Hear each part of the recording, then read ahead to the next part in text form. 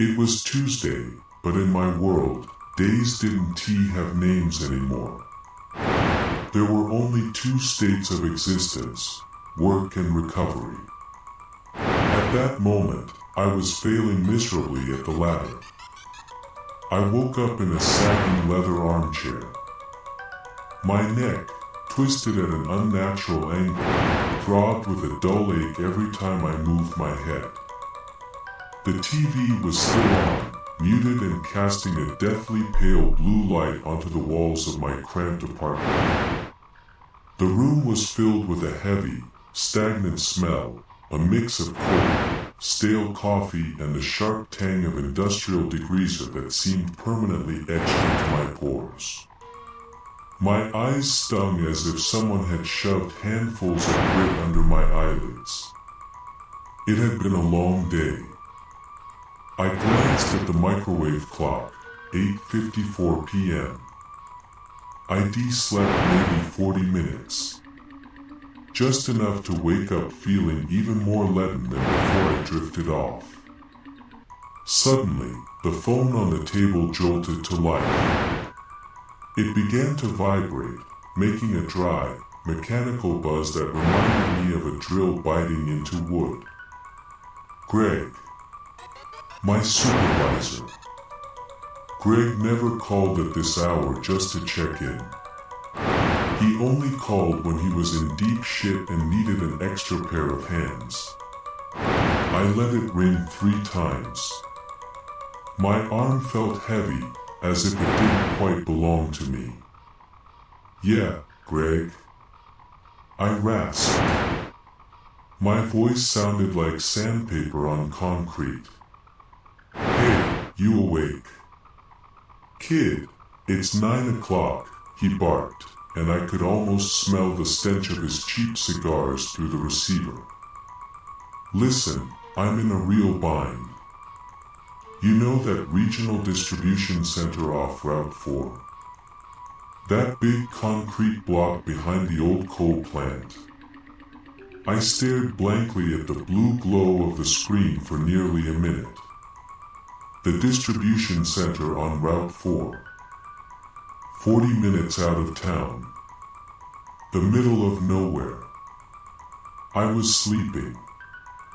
I think I was having a weird dream. I know the place. What about it? The worker, Miller. He just walked out. Didn't even call, just sent a text, I am done. Keys are in the Dropbox. We've got a corporate inspection at 6 a.m. If that floor isn't scrubbed to a shine, we lose the contract. I need you there now. Every muscle in my body begged for mercy. I was about to say no, but Greg knew exactly where to hit. I'll give you triple time. Cash, under the table. And a bonus if the inspection goes smooth. You do this, and you've got the rest of the week off. Paid. Triple time the rest of the week off. Greg was never this generous. My mind flashed through the bills, the credit card, the endless debt, and I hadn't had a day off in weeks. Fine, I said, rubbing my stinging eyes. I am on my way. The drive to Route 4 felt like a slow descent into a void. Once I crossed the city limits, the streetlights thinned out until they vanished entirely. My headlights cut a narrow, trembling tunnel into the thick dark. Occasionally, I'd pass a lonely gas station. Their neon signs buzzing in the damp air, but eventually, even those were left behind. There was only the asphalt, the boundless gloom, and the low, tired moan of my old Ford. I thought about Miller. We'd worked together for 3 years. The guy was bulletproof. Always on time, always finished the job no matter what. And then suddenly, I'm done. Keys are in the box.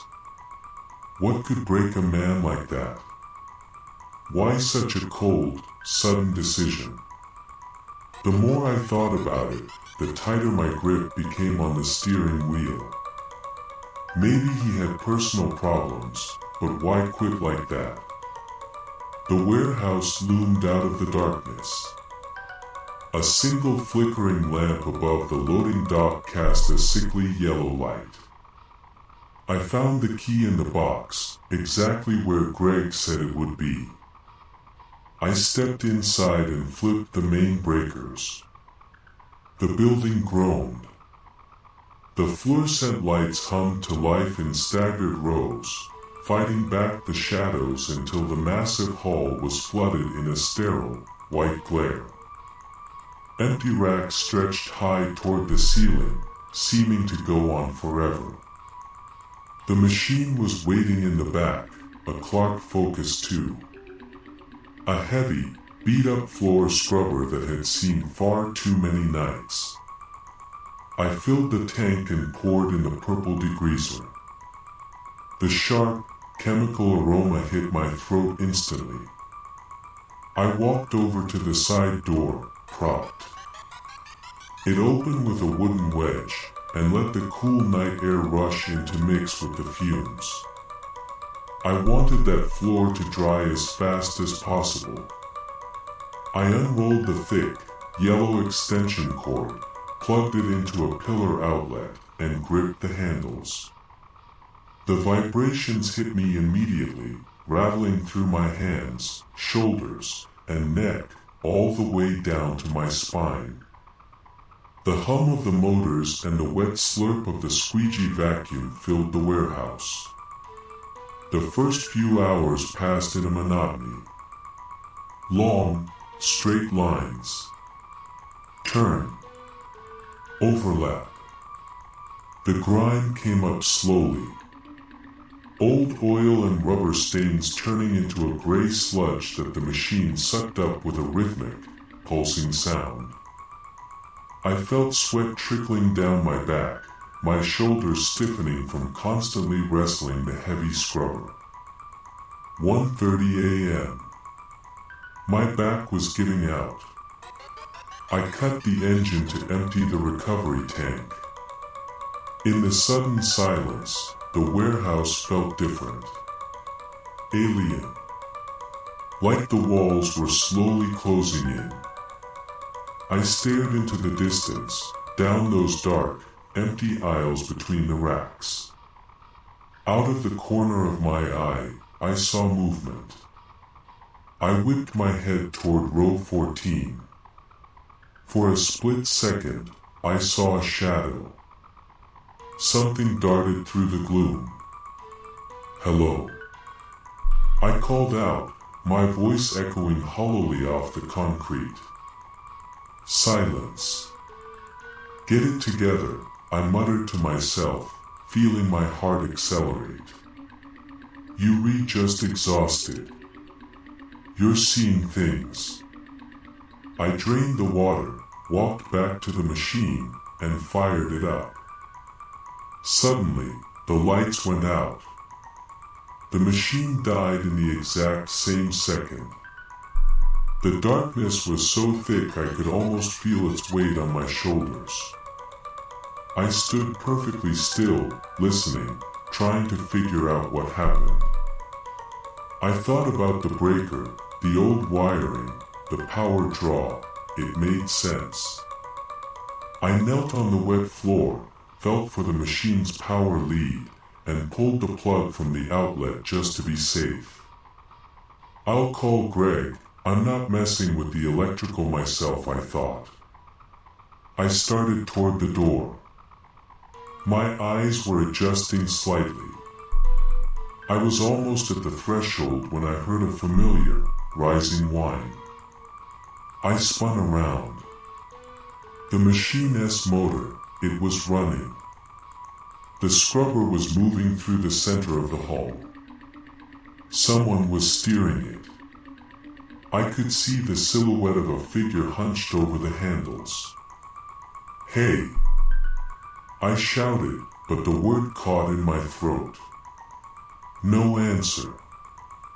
The machine glided slowly toward me. I took a step back and suddenly tripped over something on the floor.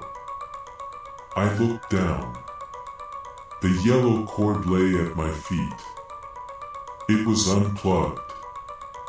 It was impossible for it to be running, and yet the motor roared louder and the brushes scrubbed the concrete with fury. The dark figure behind the machine didn't stop. I panicked. I bolted for the open door.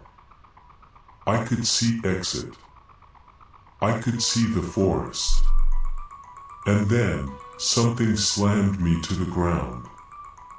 I was thrown back with terrifying force, landing hard in the wet sludge. What happened? What did I hit? The door was wide open.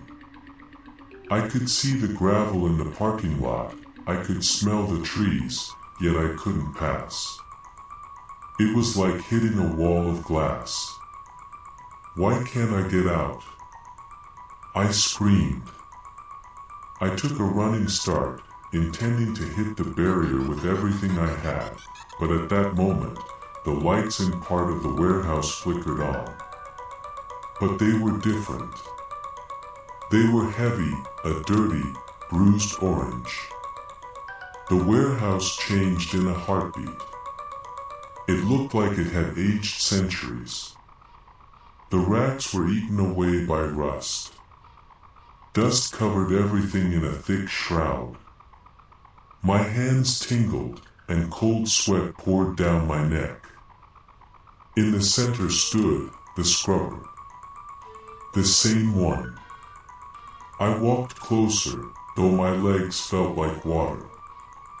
The machine was completely scorched, its metal casing warped by extreme heat, leaving a black, melted skeleton. And next to it lay a body. A human corpse with hands charred into black lumps. I took one last, trembling step and froze. Next to the machine, I saw myself. The same uniform, the same boots. The FA,